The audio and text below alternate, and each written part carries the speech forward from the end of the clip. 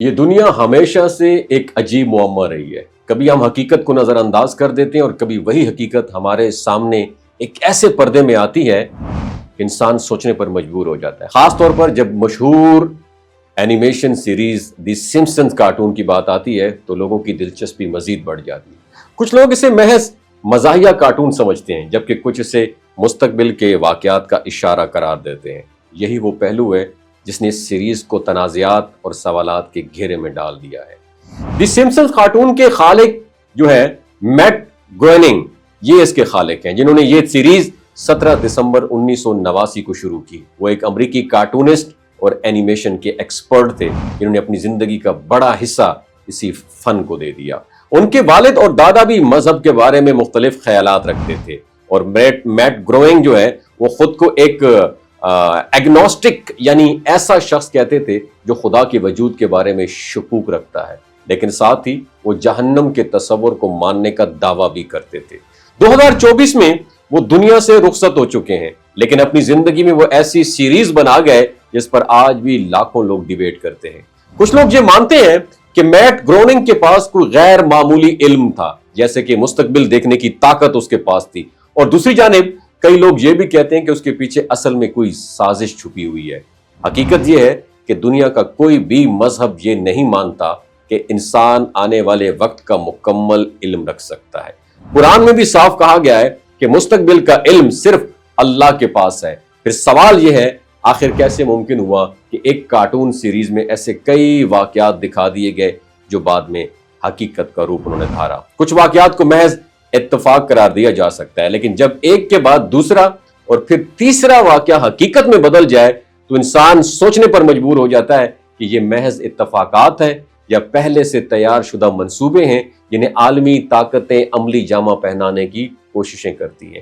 کئی ریسرچرز کا ماننا یہ بھی ہے کہ اس سیریز میں دکھائے جانے والے زیادہ تر واقعات پہلے سے سوچے سمجھے منصوبوں کا حصہ ہوتے ہیں اور انہیں کارٹون کے ذریعے عام کر کے بعد میں حقیقت میں ڈال دیا جاتا ہے۔ اور یہ بھی کہا جاتا ہے کہ دی سمپسنز کارٹون کو بعض خفیہ تنظیموں جیسے ایلومناٹی یا سیہونی گروہ جو ہیں ان کی پشت پناہی بھی حاصل رہی ہے، اور ان طاقتوں کے بارے میں یہ تصور عام ہے کہ یہ نہ صرف دنیا کو اپنی مرضی کے مطابق ڈھالنا چاہتے ہیں بلکہ دجال کے لیے راہ بھی ہموار کر رہے ہیں۔ ان کی منصوبہ بندی کو بعض لوگ یہودیوں کی عالمی سازشوں کے ساتھ جوڑتے ہیں تاکہ آہستہ آہستہ معاشرتی اور ذہنی طور پر دنیا کو ایک خاص ڈائریکشن دی جا سکے۔ یہ کارٹون اور میڈیا کے دیگر ہتھیار دراصل لوگوں کے ذہنوں کو متاثر کرنے اور اپنی سوچ مسلط کرنے کا ایک ذریعہ ہے۔ لیکن سوچنے کی بات یہ ہے جو پریڈکشن پوری نہیں ہوئی ان پر کبھی بات کیوں نہیں کی جاتی۔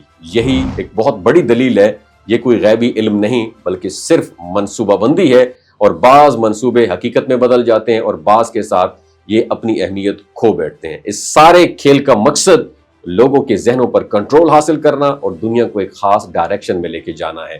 اور یہ سیریز صرف مزاحیہ کارٹون نہیں ہے بلکہ ایک آئینہ بھی ہے جو ہمیں یہ سوچنے پر مجبور کرتی ہے کہ دنیا میں اصل میں یہ دنیا کس کے فیصلے پر چل رہی ہے اور ہماری سوچ پر کس کا قبضہ ہے۔ آپ کی کیا رائے ہے نیچے کامنٹ سیکشن میں ضرور بتائیے گا۔ اپنا خیال رکھیے، اللہ حافظ۔ یہ جو گلگت بلتستان کے لوگ ہوتے ہیں نا، ان کی ایوریج عمر 90 سال سے بھی زیادہ ہوتی ہے۔ You know why? کیونکہ یہ لوگ شلجیت استعمال کرتے ہیں۔ شلجیت کے اندر 85 منرلز ہوتے ہیں۔ اگر آپ چیزوں کو جلدی بھول جاتے ہیں، مردانہ کمزوری محسوس کرتے ہیں، اولاد جیسی نعمت سے محروم ہیں، اور آپ سپرم کاؤنٹ آپ کے کم ہیں، ٹیسٹوسٹیرون ہارمون امبیلنس ہے، آپ سدا بہار جوان نظر آنا چاہتے ہیں، خون کی کمی کو دور کرنا چاہتے ہیں، ہڈیوں جوڑوں کے دردوں سے نجات حاصل کرنا چاہتے ہیں، موٹاپا کم کرنا چاہتے ہیں، تو ڈاکٹر اسد محمود کی پیور اینڈ نیچرل شلجیت ضرور استعمال کریں۔ ایک بات آپ نے دماغ کی کھڑکیوں کو کھول کے اپنی سننی ہے، ہمیشہ آرگینک اور قدرتی چیزوں کا استعمال کریں، کیمیکل والے فوڈ سپلیمنٹ خدا رہا استعمال نہیں کرنے۔ اگر آپ ڈاکٹر اسد محمود کی پیور اینڈ نیچرل شلجیت کو آرڈر کرنا چاہتے ہیں، نیچے دیے گئے نمبر پر واٹس ایپ کریں۔ 3 باتوں کا خیال رکھنا ہے: ہائی بلڈ پریشر میں مبتلا افراد، خواتین جو پریگننٹ ہیں، اور 15 سے 20 سال کی جو نوجوان نسل ہے جو غیر شادی شدہ ہیں، اپنے سیکشول پاور کو بوسٹ کرنے کے لیے استعمال کرنا چاہتے ہیں تو ڈاکٹر کے ایڈوائس کے بغیر استعمال نہ کریں۔ باقی سارے لوگ بے دھڑک گرمی اور سردیوں میں استعمال کر سکتے ہیں۔ اپنا بہت خیال رکھیے گا۔ اللہ حافظ۔